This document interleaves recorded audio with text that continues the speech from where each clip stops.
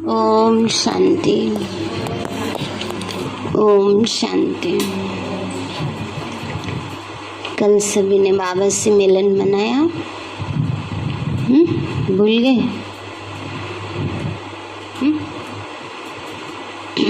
तो बाबा आज भी हम बच्चों से ऐसे ही मिलन मना रहे हैं, क्योंकि बाबा भी चाहते हैं मेरे बच्चे जल्दी जल्दी बाप समान संपन्न स्थिति को प्राप्त करें।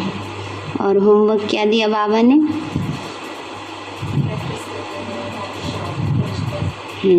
और 3 शब्द याद रखने हैं ना, जो बाबा ने हम बच्चों को अंत समय का यादगार स्वरूप, मंत्र स्वरूप दिया है। और बाबा सवेरे सवेरे क्या देखते हैं? स्वमानों की माला है ना, बच्चों के कितने गले में पड़ी है, स्वमान में रहना है।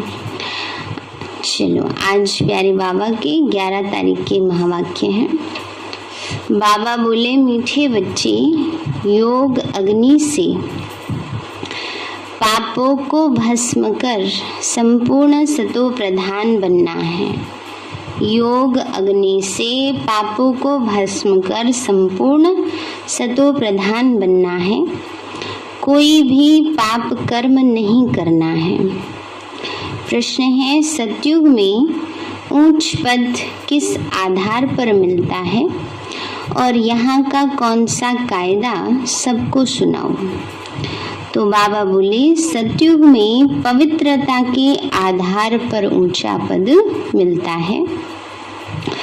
जो पवित्रता की कम धारणा करते वह सतयुग में देरी से आते हैं ना। बाबा ने कहा, जो पवित्रता की कम धारणा करते हैं ना, पवित्रता सिर्फ ब्रह्मचर्य नहीं, लेकिन मनसा वाचा कर्मणा पवित्र। जब कोई आता तो उन्हें कायदा सुनाओ, दे दान तो छूटे ग्रहण। कौन सा दान देना है? विकारों का। 5 विकारों का दान दो तो तुम 16 कला संपूर्ण बन जाएंगे। तुम बच्चे भी अपने दिल से पूछो कि हमारे में कोई विकार तो नहीं है। ओम शांति। रूहानी बाप रूहानी बच्चों को समझाते हैं कि मनुष्यों को कैसे समझाओ कि अब स्वर्ग की स्थापना हो रही है। 5000 वर्ष पहले भी भारत में स्वर्ग था, लक्ष्मी नारायण का राज्य था। विचार करना चाहिए, उस समय कितने मनुष्य थे। सतयुग आदि में बहुत करके 9-10 लाख होंगे। शुरुआत में झाड़ छोटा ही होता है। इस समय जबकि कलयुग का अंत है तो कितना बड़ा झाड़ है। कहाँ 9 लाख और कहाँ अब लगभग 9 अरब है ना। तो बाबा कहते कितना बड़ा हो गया झाड़। शुरुआत में झाड़ छोटा होता, अभी कितना बड़ा हो गया। अब इसका विनाश भी जरूर होना है। बच्चे समझते हैं यह वही महाभारत लड़ाई है। इस समय ही गीता के भगवान ने राजयोग सिखाया और देवी देवता धर्म की स्थापना की। संगम पर ही अनेक धर्मों का विनाश और एक धर्म की स्थापना हुई थी। बच्चे यह भी जानते हैं कि आज से 5000 वर्ष पहले भारत स्वर्ग था और कोई धर्म नहीं था। ऐसी नई दुनिया स्थापन करने बाप संगम पर ही आते हैं। बाबा कहते हैं, बाबा कब आते हैं? संगम पर, है ना। सिर्फ संगम नहीं, परंतु कल्प के संगम पर आते हैं। वह अब स्थापना हो रही है। पुरानी दुनिया विनाश हो जाएगी। सतयुग में एक ही भारत खंड था और कोई खंड नहीं था। अभी तो कितने खंड हैं? भारत खंड भी है, परंतु इसमें आदि सनातन देवी देवता धर्म है नहीं। वह प्राय लोप हो गया है। अब फिर परमपिता परमात्मा ब्रह्मा द्वारा स्थापना कर रहे हैं। बाकी सब धर्म विनाश हो जाते हैं। ये तो याद रखना है कि सतयुग त्रेता में कोई और राज्य नहीं था और सब धर्म अभी आए हैं ना। बाबा ने कहा सतयुग त्रेता में और कोई राज्य होता नहीं, सब बाद में आए द्वापर से। कितना दुख, अशांति, मारा मारी है। महाभारत लड़ाई भी वही है। एक तरफ यूरोपवासी यादव भी हैं। 5000 वर्ष पहले भी इन्होंने मुसल इन्वेंशन की थी, मिसाइल्स की इन्वेंशन की। कौरव पांडव भी थे। पांडवों की तरफ खुद परम पिता परमात्मा मददगार था। सभी को यही कहा कि गृहस्थ व्यवहार में रहते मुझे याद करने से तुम्हारे पाप बढ़ेंगे नहीं और पास्ट के विकर्म विनाश होंगे, है ना। बाबा ने सभी को यही पाठ पक्का कराया है। अभी भी बाप समझाते हैं, तुम ही भारतवासी सतयुग में जो सतो प्रधान थे वो इस समय 84 जन्म लेते लेते अब तुम्हारी आत्मा तमो प्रधान बन गई है। अब सतो प्रधान कैसे बने? सतो प्रधान तब बनेंगे जब मुझ परम पतित पावन बाप को याद करेंगे। तो इस योग अग्नि से ही क्या होगा? इस अग्नि से ही पाप भस्म होंगे और आत्मा क्या बनेगी? सतो प्रधान बन जाएगी और फिर 21 जन्मों के लिए वर्षा पाएंगे। बाकी इस पुरानी दुनिया का विनाश तो होना ही है। भारत सतयुग में शिष्टाचारी था और सृष्टि के आदि में बहुत थोड़े मनुष्य थे। भारत स्वर्ग था, दूसरे कोई खंड नहीं थे। बाबा ने कहा और कोई देश इतने नहीं थे, संपूर्ण विश्व ही भारत था और भारत क्या था? स्वर्ग था। अभी और धर्म बढ़ते बढ़ते झाड़ कितना बड़ा हो गया है और तमो प्रधान जर्जरी भूत भी हो गया है। अब इस तमो प्रधान झाड़ का विनाश और नई देवी देवता धर्म के झाड़ की स्थापना जरूर चाहिए। ये संगम पर ही होगा, इसलिए अभी तुम हो संगम पर। बाबा ने कहा ये कार्य और किसी युग में नहीं हो सकता, संगम पर ही होता है परिवर्तन का कार्य। अब घर बिल्कुल ही जर्जर अवस्था में आएगा तभी तो उसको बनाएंगे ना तोड़ करके।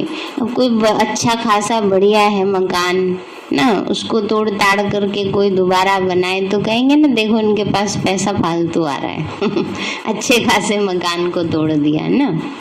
इसलिए बाबा भी कहते बच्चे अंत में जब अवस्था बिल्कुल ही जर्जरीभूत हो जाती है तब मैं आकर नई दुनिया की स्थापना करता हूँ। तो बाबा कहते हैं आदि सनातन देवी देवता धर्म का अभी सैपलिंग लग रहा है। पतित मनुष्यों को बाप पावन बना रहे हैं, वही फिर देवता बनेंगे। जो पहले नंबर में थे, जिन्होंने 84 जन्म लिए हैं, वही फिर पहले नंबर में आएंगे।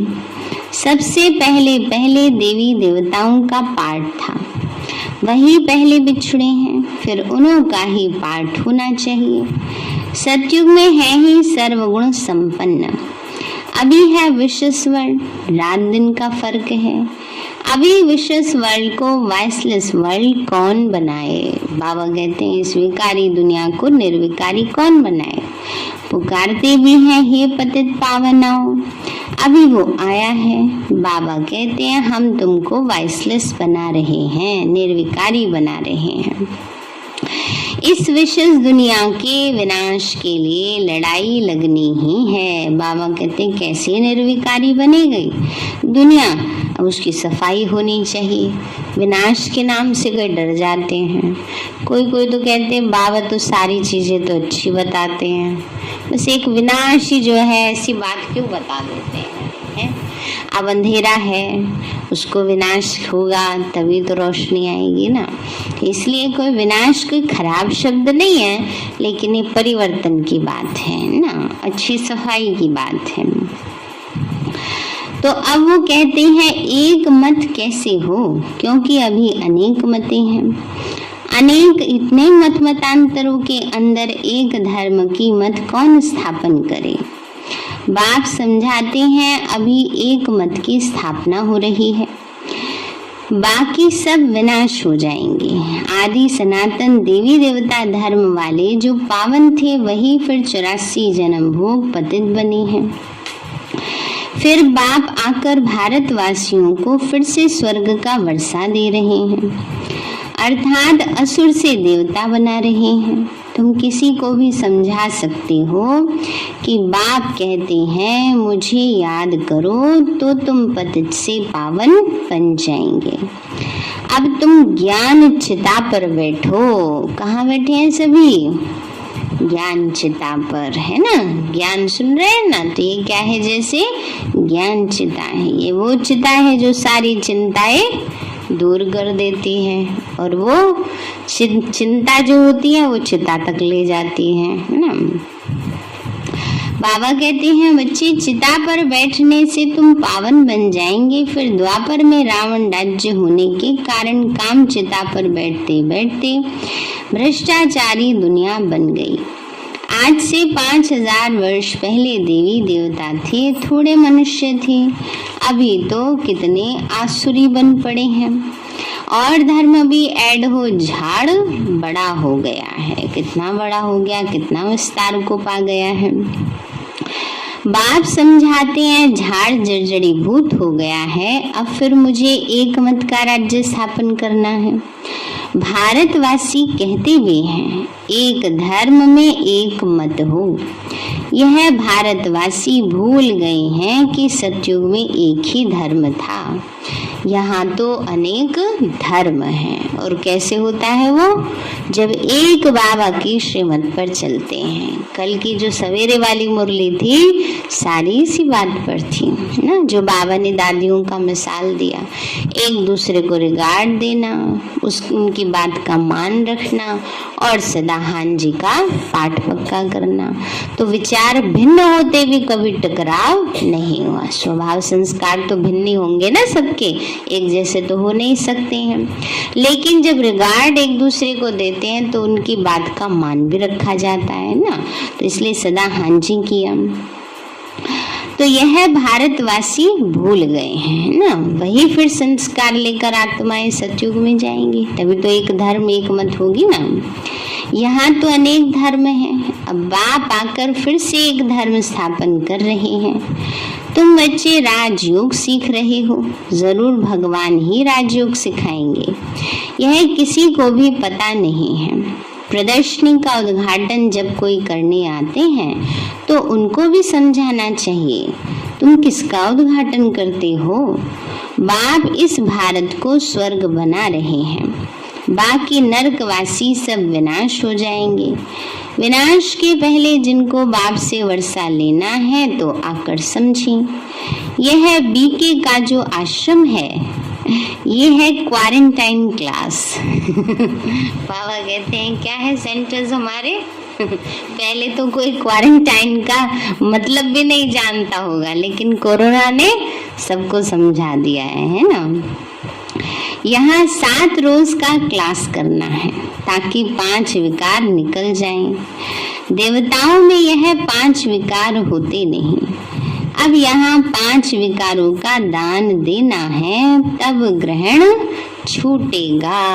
है कहेंगे बच्चे भी कहेंगे बाबा दे तो देते हैं, फिर लौट के आ जाते हैं। जैसे बाबा ने कहा ना, प्रॉपर्टी रख लेते हैं बच्चे थोड़ी थोड़ी बचा के हाई वेल के लिए।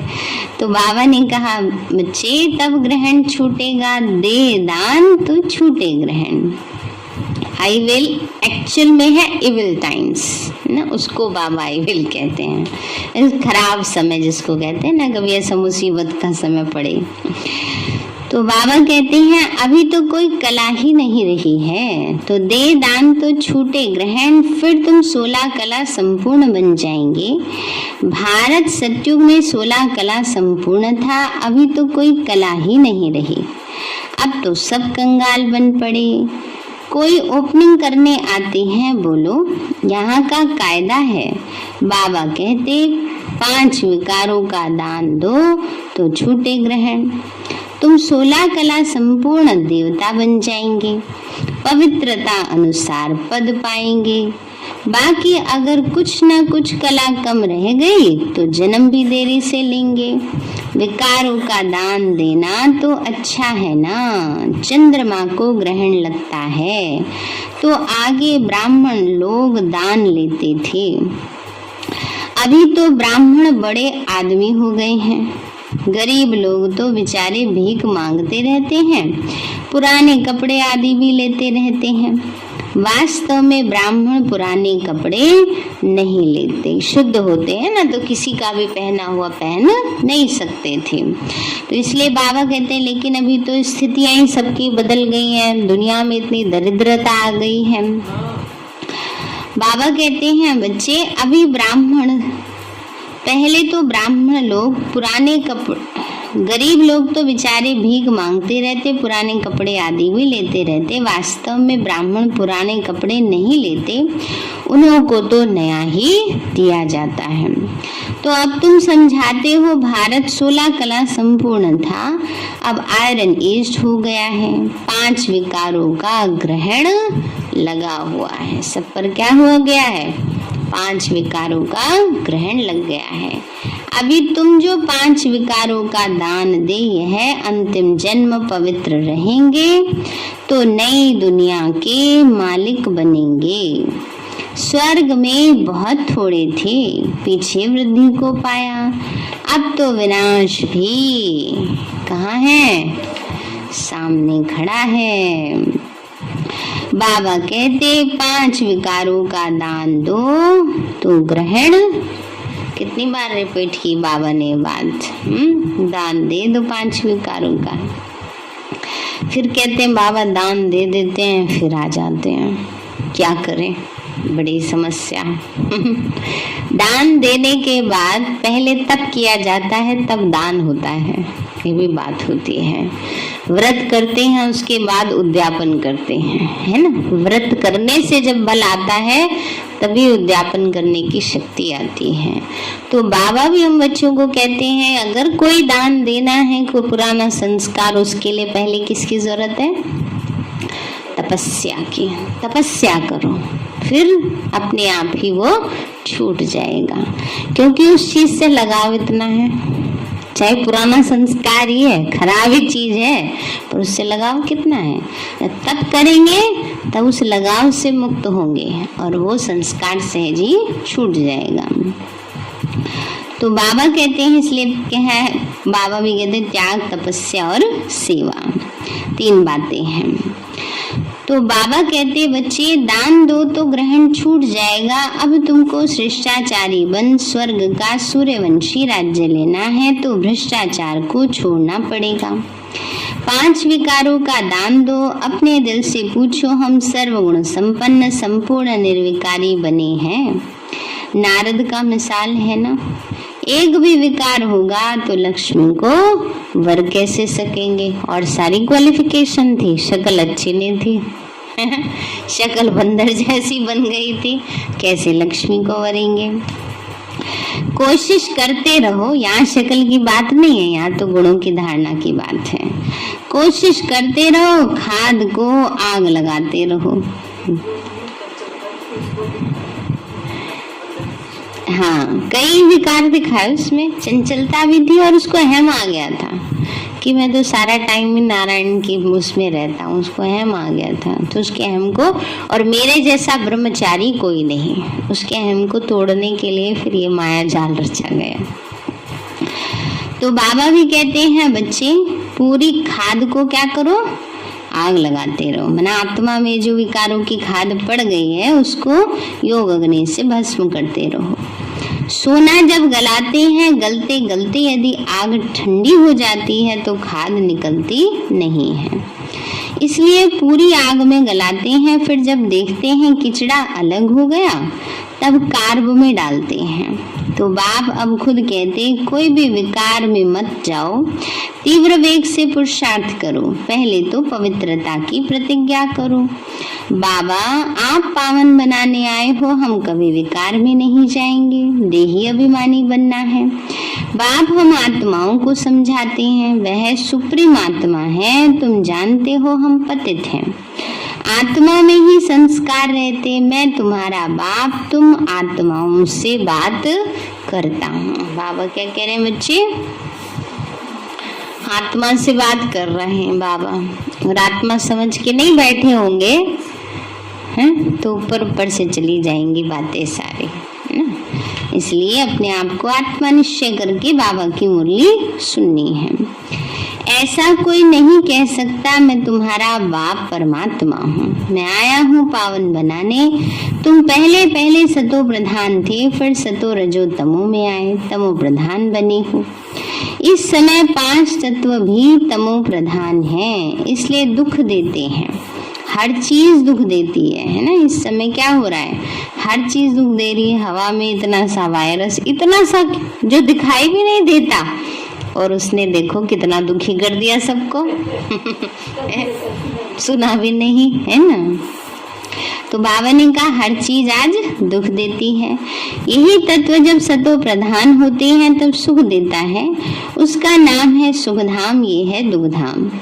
सुखधाम है बेहद के बाप का वर्षा, दुखधाम है रावण का वर्षा। अब जितना श्रीमत पर चलेंगे उतना ऊंचा बनेंगे, फिर प्रसिद्ध हो जाएंगे कि कल्प कल्प यह ऐसे ही पुरुषार्थ करने वाले हैं। ये तो कल्प कल्प की बाजी है। जो जास्ती पुरुषार्थ कर रहे हैं वो अपना राज्य भाग्य ले रहे हैं। ठीक पुरुषार्थ नहीं किया होगा तो 3rd ग्रेड में चला जाएगा, प्रजा में भी पता नहीं क्या जाके बनेंगे। लौकिक बाप भी कहते हैं ना, तुम हमारा नाम बदनाम करते हो, निकलो घर से बाहर, है ना। कोई ऐसे चलन चलते हैं तो उनको लौकिक माँ बाप भी घर से बाहर निकाल देते हैं। बेहद का बाप भी कहते तुमको माया का थप्पड़ ऐसा लगेगा जो सूर्यवंशी चंद्रवंशी में आएंगे ही नहीं, अपने आप को चमाट मार देंगे। बाप तो कहते हैं वारिस बनो, राज तिलक लेना चाहते हो तो मुझे याद करो और औरों को भी याद दिलाओ तो तुम राजा बनेंगे। नंबरवार तो होते हैं ना, कोई बैरिस्टर एक एक केस का लाखों रुपया कमाते और कोई देखो तो पहनने का कोट भी नहीं होगा। पुरुषार्थ पर ही मदार है। तुम भी पुरुषार्थ करेंगे तो ऊंचा पद पाएंगे। मनुष्य से देवता बनना है, चाहे मालिक बनो चाहे प्रजा बनो।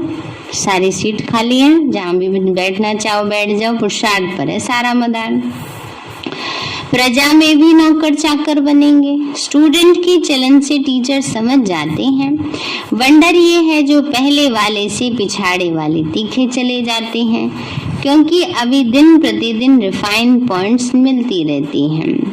सैपलिंग लगाते रहते हैं। पहले वाले तो कई भागंती हो गए हैं, न्यू ऐड होते जाते हैं, नई नई पॉइंट्स निकलती रहती हैं, मिलती रहती हैं। बहुत युक्ति से समझाया जाता है। बाबा कहते बहुत गुह्य गुह्य रमणीक बातें सुनाते हैं, जिससे तुम झट निश्चय बुद्धि हो जाओ। कितनी अच्छी अच्छी पॉइंट्स बाबा समझा रहे हैं। बाबा कहते last so fast, fast so first. किसी भी सीट पे जाके बैठ सकते हो, दूसरों को नहीं देखना चाहिए, सबका अपना अपना पार्ट है, साक्षी होके देखना है सबकी अवस्था को। रेस है, रेस में कोई पीछे वाला भी आगे निकल जाता है ना कभी कभी। जिसको आया, हम तो बहुत सालों से चल रहे हैं, तभी क्या करती है माया। हमने बहुत कुछ सीख लिया, जिसको ये आ गया ना वहां से उसका सीखना कम हो जाता है। तो जहां तक मेरा पार्ट है तुमको पढ़ाता रहता हूँ, ये भी ड्रामा में नोंद है। जब कर्मातीत अवस्था को पाएंगे तब पढ़ाई पूरी होगी, बच्चे भी समझ जाएंगे। पिछाड़ी में इम्तिहान की रिजल्ट मालूम होती है ना। इस पढ़ाई में नंबर 1 सब्जेक्ट है पवित्रता की। जब तक बाबा की याद नहीं रहती, बाप की सर्विस नहीं करते, तब तक आराम नहीं आना चाहिए। बाबा क्या कह रहे हैं, सुन रहे हैं सभी ध्यान से। जब तक बाबा की याद नहीं रहती है, सेवा नहीं करते हो, आराम नहीं आना चाहिए। तुम्हारी लड़ाई है माया के साथ। रावण को भले जलाते हैं परंतु जानते नहीं ये कौन है। दशहरा बहुत मनाते हैं, अभी तुमको वंडर लगता है राम भगवान की भगवती सीता चुराई गई, फिर बंदरों का लश्कर लिया। ऐसा कभी हो सकता है क्या? कुछ भी समझते नहीं। बाबा कहते कौन से बंदर हैं? वो बंदर जिनको बाबा बंदर लायक बनाते हैं, है ना। इस समय सब बंदर बुद्धि बन गए हैं। बंदर क्यों कहा? क्योंकि बंदर में हर विकार की अति होती है। नकलची देखो कितना होता है ना, क्रोध कितना होता है, मोह कितना होता है। बाबा कहते हैं बच्चे ऐसा भला हो सकता है क्या? तो जब प्रदर्शनी में आते हैं पहले पहले बताना चाहिए भारत में लक्ष्मी नारायण का राज्य था, तब कितने मनुष्य होंगे? 5000 वर्ष की बात है। अभी कलयुग है, वही महाभारी महाभारत लड़ाई है। बाप आकर राजयोग सिखलाते हैं, विनाश भी होगा। यहाँ एक धर्म एक मत अथवा पीस कैसे हो सकती है? जितना माथा मारते हैं एक मत होने के लिए उतना ही लड़ते हैं। बाबा कहते हैं अब मैं उन सबको आपस में लड़ाए मक्खन तुमको दे देता हूँ। बाबा भी कितना चतुर सुजान। बाबा ने कहा बच्चे तुमको आपस में लड़ाकर तुम्हें मक्खन दे देता हूँ। बाप समझाते हैं जो करेगा सो पाएगा। कोई कोई बच्चे बाप से भी ऊंचे बन सकते हैं। तुम मेरे से भी साहूकार विश्व के मालिक बनोगे, मैं नहीं बनूंगा। मैं तो तुम बच्चों को निष्काम सेवा करता हूँ, मैं तो दाता हूँ। ऐसे कोई मत समझे कि हम शिव बाबा को 5 रुपया देते हैं, परंतु शिव बाबा से 5 पदम स्वर्ग में लेते हैं। तो क्या ये देना हुआ है? जिसका ब्याज इतना लगा के भगवान देता हो, देना नहीं बल्कि और ही लेना है। तो बाबा कहते हैं अगर समझते हैं हम यह देते तो यह क्या हुआ, इसको क्या कहेंगे? अगर किसी को आ जाता है हमने इतना दिया ना, हमने ये किया, बाबा कहते हैं ये जैसे शिव बाबा की इंसल्ट करते हैं, क्योंकि वो देना थोड़े है, वो तो और ही भरकर लेना है ना। तो कभी भी ये संकल्प नहीं आना चाहिए। तो बाप तुमको कितना ऊंचा बनाते हैं। तुम 5 रुपया शिव बाबा की खजाने में देते हो, बाबा तुमको 5 करोड़ देते हैं, कौड़ी से हीरे जैसा बना देते हैं। ऐसा कभी संशय नहीं लाना है कि हमने शिव बाबा को दिया है, अपना ही भाग्य बनाया, शुक्र है उसने हमारा स्वीकार किया ना। ये आना चाहिए। कभी भी ऐसे संकल्प व्यर्थ नहीं जलाने चाहिए। बाबा के पास कोई कमी है क्या? किसी चीज की कोई कमी है बाबा के पास से? बाबा कहते हैं इसलिए कभी भी ऐसे संकल्प नहीं चलाना है।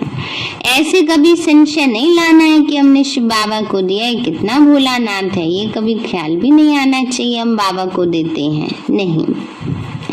शिव बाबा से हम 21 जन्मों के लिए वर्षा देते हैं। अगर चावल मुट्ठी ही नहीं देता सुदामा तो महल माड़ियाँ कहाँ से मिलती, किसका ब्याज लगाया जाता ना। इसलिए चावल मुट्ठी देना तो जरूरी है, बीज बोना तो जरूरी है। जब बीज बोएंगे तभी तो फल खाएंगे ना। तो इसलिए बाबा कहते हैं शुद्ध विचारों से नहीं दिया तो स्वीकार कैसे होगा। हाँ, इसलिए ये भी बात है कि शुद्ध विचारों से देना चाहिए। पहला तो ये आना ही नहीं चाहिए कभी हमने दिया। दूसरी बात मन में चल रहा है व्यर्थ और फिर दे रहे हैं तो वो भी नहीं लगता है। इसलिए अच्छी भावना से दो तो स्वीकार होता है। सब बातों की समझ बुद्धि में रखनी चाहिए। ईश्वर अर्थ दान करते हैं, वो कोई भूखा है क्या? बाबा डांट लगा रहे हैं किसी को। बाबा कहते वो कोई भूखा है क्या? अरे हम सब उसके भंडारे से पल रहे हैं, उसकी पालना में पल रहे हैं, उसका दिया खा रहे हैं, तो वो भूखा होगा क्या? नहीं। समझते हैं हमको दूसरे जन्म में मिलेगा। अभी तुमको बाप कर्म अकर्म विकर्म की गति बैठ समझाते हैं। यहाँ जो कर्म करेंगे सो विकर्म ही होगा, क्योंकि रावण राज्य है। सतयुग में कर्म अकर्म हो जाता है। हम तुमको अभी उस दुनिया में ट्रांसफर करते हैं जहाँ तुमसे विकर्म होगा ही नहीं। बहुत बच्चे हो जाएंगे तो तुम्हारे पैसे भी क्या करेंगे। हम कच्चा सर्राफ नहीं हूँ जो लेवे और काम में ना आए। लास्ट में सब कहेंगे बाबा हमारा ये सफल कर दो, ये सफल कर दो। बाबा नहीं उस समय स्वीकार करता है। अभी कोरोना काल में देख लो सब बंद हो गया है ना। तो इसलिए बाबा कहते हैं बच्चे कच्चा सर्राफ नहीं हूँ जो लेवे और काम में ना आए फिर भर कर देना पड़े। मैं तो पक्का सर्राफ हूँ, कह देंगे जरूरत नहीं है, अब तुम्हारे किसी भी चीज की जरूरत नहीं है, बाबा ऐसे कह देंगे। इसलिए समय से पहले सफल करने में ही समझदारी है। अच्छा मीठे मीठे सिक्के लदे बच्चों प्रति माता पिता प्यार और गुड मॉर्निंग। रूहानी बाप की रूहानी बच्चों को नमस्ते। रूहानी हम बच्चों की रूहानी माता पिता बाप दादा को नमस्ते नमस्ते नमस्ते बाबा नमस्ते। वरदान धारणा के लिए मुख्य सार है तीव्र वेग से पुरुषार्थ कर विकारों की खाद को योग अग्नि में गला देना है। तीव्र वेग में तीव्र गति से तेज पुरुषार्थ करके विकारों की खाद को योग अग्नि से गला देना है। पवित्रता की पूरी प्रतिज्ञा करनी है। दूसरा है कर्म अकर्म विकर्म की गति को बुद्धि में रखकर अपना सब कुछ नई दुनिया के लिए ट्रांसफर कर देना है। वरदान दिया बाबा ने अपने बुद्धि रूपी नेत्र को क्लियर और केयरफुल रखने वाले मास्टर नॉलेजफुल पावरफुल भव। अपने बुद्धि रूपी नेत्र को क्लियर और केयरफुल रखने वाले मास्टर नॉलेजफुल और पावरफुल भव। बाबा बोले जैसे ज्योतिषी अपने ज्योतिष की नॉलेज से ग्रहों की नॉलेज से आने वाली आपदाओं को जान लेते हैं, ऐसे आप बच्चे इन एडवांस माया द्वारा आने वाली पेपर्स को परख कर पास विद ऑनर बनने के लिए अपने बुद्धि रूपी नेत्र को क्लियर बनाओ और केयरफुल रहो, है ना। बाबा ने कहा बुद्धि रूपी नेत्र को क्लियर बनाओ। अगर आंख में कुछ गिर जाता है तो स्पष्ट दिखाई नहीं देता ना, इसीलिए बाबा कहते हैं जैसे ये आंख से सही देखने के लिए क्लियर होना चाहिए, ऐसे ही बाबा कहते हैं बुद्धि रूपी नेत्र भी क्लियर होना चाहिए।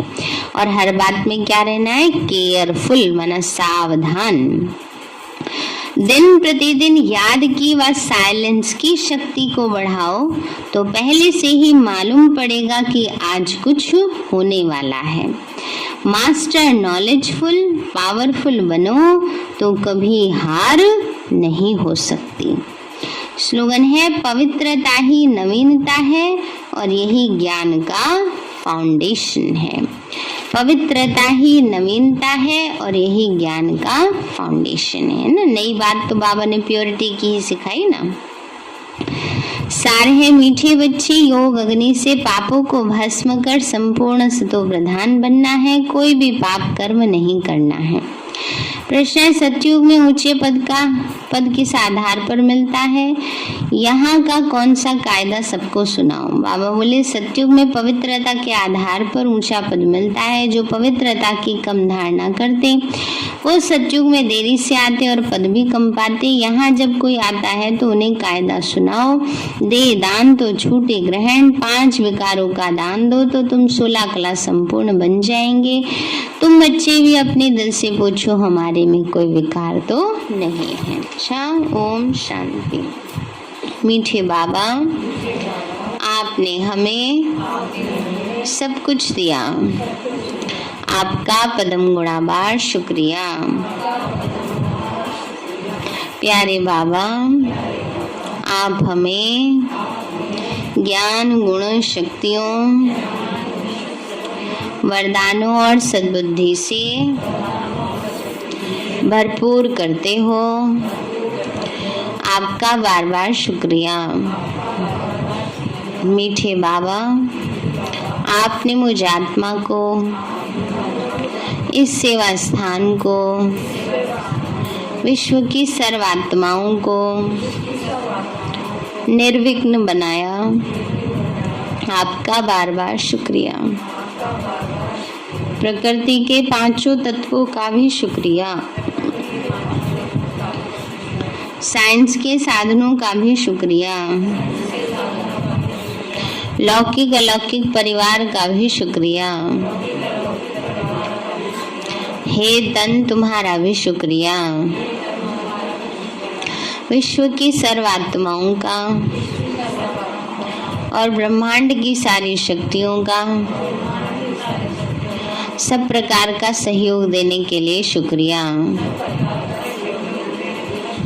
मीठे बाबा, मुझ आत्मा ने जाने अनजाने में जिन भी आत्माओं को मनसा वाचा कर्मणा दुख दिया है, मैं उन सभी से क्षमा चाहती हूँ। मुझे क्षमादान दिलाओ। और जिन आत्माओं ने मुझे दुख दिया है, विघ्न रूप बने हैं, मैं उन सभी को दिल से क्षमा करती हूँ। सबका कल्याण हो, सबको सुख शांति सद्बुद्धि मिले और बाबा के सेंटर की सेवाएं खूब बढ़ती जाएं। शिव बाबा से सारी शक्तियां मुझ आत्मा में समा रही हैं, पूरे शरीर में फैल रही हैं, पूरे घर में फैल रही हैं, पूरे देश पूरी दुनिया में फैल रही हैं। सब प्रकार के वायरस नष्ट होते जा रहे हैं। मैं आत्मा परम धाम में चमकती हुई मणि हूँ। सतयुग में पावन देवताई शरीर में पहले नंबर जन्म में रॉयल फैमिली में हूँ। मैं अष्टभुजाधारी देवी दुर्गा हूँ। विघ्न विनाशक गणेश हूँ। मैं बाबा की छत्र छाया में पलने वाली सर्वश्रेष्ठ ब्राह्मण आत्मा हूँ। मैं फरिश्ता हूँ। मेरे साथ सब कुछ बहुत अच्छा होगा। मेरे साथ सब कुछ बहुत अच्छा होगा। मेरे साथ सब कुछ बहुत अच्छा होगा। मेरे साथ सब कुछ बहुत अच्छा होगा। मेरे साथ सब कुछ बहुत अच्छा होगा।